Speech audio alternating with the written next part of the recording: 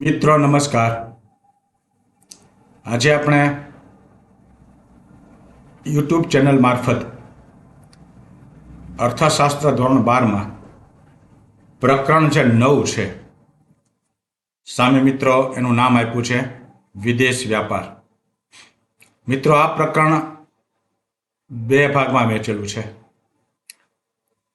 પહેલો ભાગ તમને અગાઉ બતાવ્યો છે, અહીંયા ભાગ 2 છે। તો મિત્રો નીચે યુટ્યુબ ચેનલ એડ્રેસ આપેલું છે। યુટ્યુબ પર તમે આ નામ લખી સર્ચ કરશો એટલે મારી આ ચેનલ ખુલશે, અથવા તો માત્ર બોલશો યુટ્યુબ ચેનલ ખોલીને પાઠક મધુસૂદન તો પણ આ ચેનલ ખુલી જશે। ધન્યવાદ। તો હવે આપણે આગળની ચર્ચાની શરૂઆત કરીએ પ્રકરણ 9માં વિદેશ વ્યાપારમાં ભાગ 2। મિત્રો અહીંયા તમને સામે સ્ક્રીન ઉપર ઘણા મોટા અક્ષરે લખેલું દેખાય છે લેણદેણની તુલાનો ખ્યાલ। અહીંયા એની અનુક્રમણિકા આપી છે કે આ મુદ્દામાં આપણે શું શું બાબત લેવાની છે। તો લેણદેણની તુલાના પ્રકારો, લેણદેણની તુલાના ખાતાઓ અને લેણદેણની તુલાને અસર કરતા પરિબળો, આ 3 મુદ્દાની આમાં આપણે ચર્ચા કરવાની છે મિત્રો। તો હવે એની આપણે વિગતવાર ચર્ચા કરીશું। નેક્સ્ટ જો અહીંયા તમને લેણદેણની તુલાનો ખ્યાલ એમ લખેલું છે। તો મિત્રો લેણદેણની તુલા એટલે કોઈ એક દેશના અન્ય દેશો સાથેના વેપારના મૂલ્યનું સરવૈયું, જેમાં વસ્તુઓ તથા સેવાઓના વેપારનું મૂલ્ય, સાધનોની હેરફેરનું ખર્ચ અને મૂડી વેપારના મૂલ્યની નોંધણી થાય છે। મિત્રો આ બાબત સમજાઈ ગઈ છે। ત્યાર પછી એનો અર્થ લખેલો છે લેણદેણની તુલાનો અર્થ।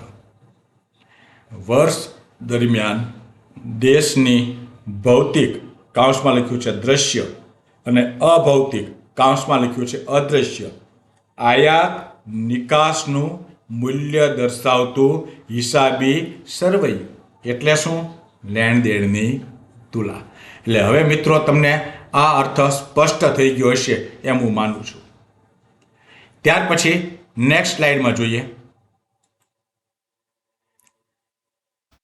ભૌતિક કે દ્રશ્ય। જો હાવ શરૂઆતમાં લખેલું છે ભૌતિક કે દ્રશ્ય ચીજો એટલે વસ્તુઓ, અભૌતિક કે અદ્રશ્ય ચીજો એટલે સેવાઓ।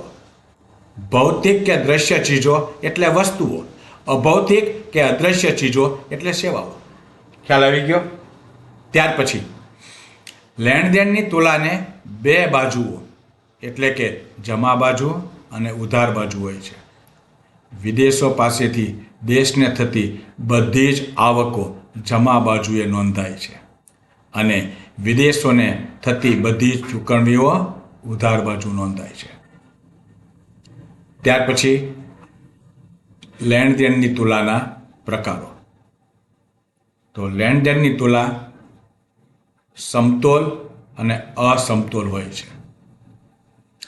સમતોલ તુલામાં જમા અને ઉધાર બાજુનો સરવાળો સમાન હોય છે। અસમતોલ તુલામાં જમા અને ઉધાર બાજુના સરવાળા સરખા હોતા નથી। જ્યારે જમા બાજુનો સરવાળો ઉધાર બાજુના સરવાળા કરતાં, ખાસ ધ્યાન આપજો, વધુ હોય તો લેણદેણની તુલામાં પુરાંત છે એમ કહેવાય।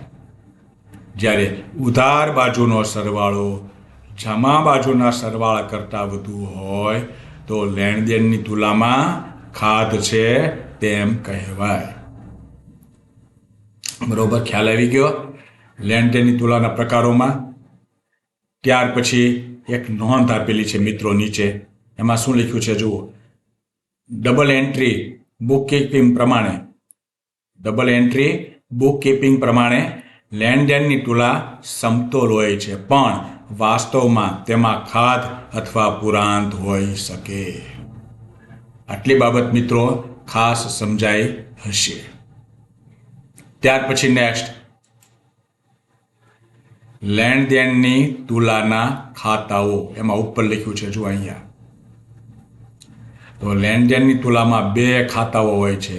આ ખાલી જગ્યામાં યાદ રાખજો, ચાલુ ખાતું અને મૂડી ખાતું બંને લખ્યા છે જો ઉપર. હવે એમાં પેલા ચાલુ ખાતાની આપણે વાત કરીએ. આ ખાતામાં નીચેની બાબતો માટે જમા અને ઉધાર રકમો નોંધવામાં આવે છે મિત્રો.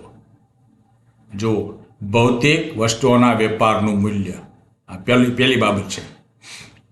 ભૌતિક વસ્તુઓની નિકાસ કમાણી જમા બાજુ અને ભૌતિક વસ્તુઓની આયાત પાછળનો ખર્ચ ઉધાર બાજુ નોંધાય છે.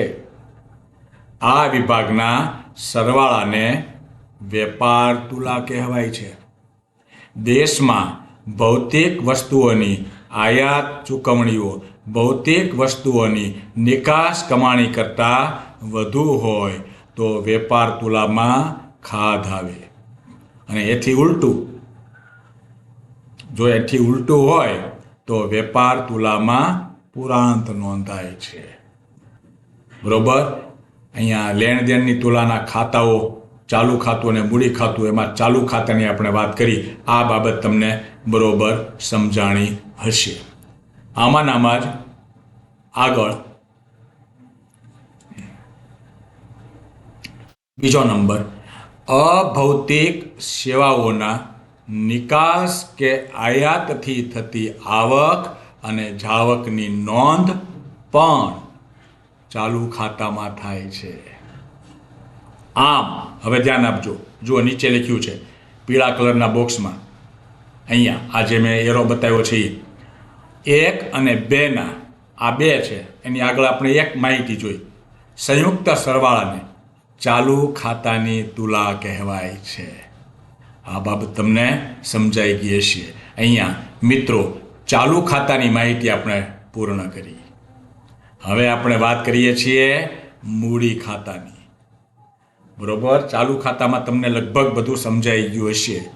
મિત્રો આ સ્લાઇડ તમે 2-3 વખત જોશો યુટ્યુબના માધ્યમથી, એમાં મેં મૂકી દીધેલી છે, એટલે આ હકીકત તમને બધી સમજાઈ જશે. પરીક્ષાઓ પણ નજીક છે, તૈયારીઓ પણ પૂરજોશમાં ચાલતી હશે, એટલે નવરાશના ગાળામાં જ્યારે રાત્રે ફ્રી હો ત્યારે આ બધું જોતા રહેજો. ધન્યવાદ. આગળ મૂડી ખાતું. આ ખાતામાં એક દેશના અન્ય દેશો સાથેના મૂડી વ્યવહારોનું મૂલ્ય નોંધાય છે, જેવા કે બોન્ડ, શેર, સોનું, મૂડી પ્રકારનું ધિરાણ વગેરે તથા સ્થાયી મૂડીરોકાણ.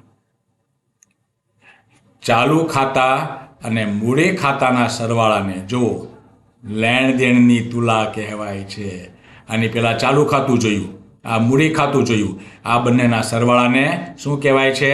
લેણદેણની તુલા કહેવાય છે. થઈ ગયું ક્લિયર આખું? હવે નેક્સ્ટ જોઈએ.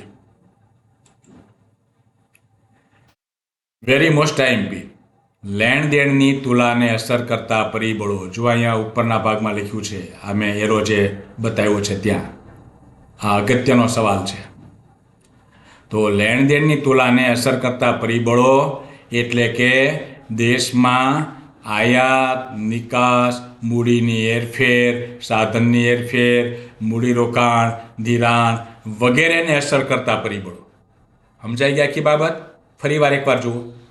લેણદેણની તુલાને અસર કરતા પરિબળો એટલે કે દેશમાં આયાત, નિકાસ, મૂડીની હેરફેર, સાધનની હેરફેર, મૂડીરોકાણ, ધિરાણ વગેરેને અસર કરતા પરિબળો. આવા પરિબળોને કારણે મિત્રો તુલામાં પુરાંત અથવા ખાધ આવી શકે છે. આ ખાસ યાદ રાખજો. હવે આવા પરિબળો મુખ્યત્વે દેશના આર્થિક વિકાસના સ્તર પર આધારિત હોય છે. તો એ પરિબળો ક્યાં છે એ આપણે જોઈએ. નીચે એ બધા પરિબળો આપેલા છે, જુઓ અલગ અલગ બોક્સમાં કલરમાં. હુંડિયામણનો દર આ પહેલું, અંદર કાંઈ લખવાનું નથી. વેપાર થતી વસ્તુઓ અને સેવાઓની પોતાના દેશમાં તથા વિદેશોમાં કિંમત.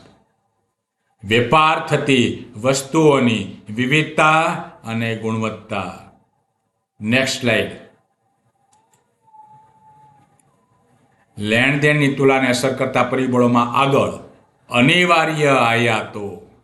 માત્ર પરિબળો જ યાદ રાખવાના છે, અંદર કાંઈ લખાણ નથી. પછી દેશના આર્થિક વિકાસનું સ્તર. ત્યાર પછી વેપાર પર રાજકીય અને કાયદાકીય અંકુશો. અને છેલ્લું એ મુદ્દો પૂર્ણ થાય એટલે આ પાઠ તમારો પૂરો થશે, બીજો વિભાગ તમારો પૂરો થશે. હવે તમારે એની તૈયારી કરવા લાગી જવાનું. તો છેલ્લે શું લખ્યું છે? વેપારને આધાર આપતી સવલતો જેમ કે વાહન વ્યવહાર, સંદેશા વ્યવહાર, અન્ય આંતરમાળખાકીય સુવિધાઓ વગેરે. તો લેણદેણની તુલાને અસર કરતા પરિબળો ક્યાં હતા એની આપણે આ સ્લાઇડ દ્વારા રજૂઆત કરી. મિત્રો, વિભાગ 2માં 5 થી 6 સ્લાઇડો આપેલી છે. તો એ દરેક સ્લાઇડનું નિરીક્ષણ 2-3 વખત કરજો યુટ્યુબના માધ્યમથી. આખી બાબત તમને ક્લિયર સમજાઈ જશે. તો ધન્યવાદ. અહીંયા આ મુદ્દો હું પૂર્ણ કરું છું. ફરી પાછા કોઈ નવા મુદ્દા સાથે મળશું. ધન્યવાદ.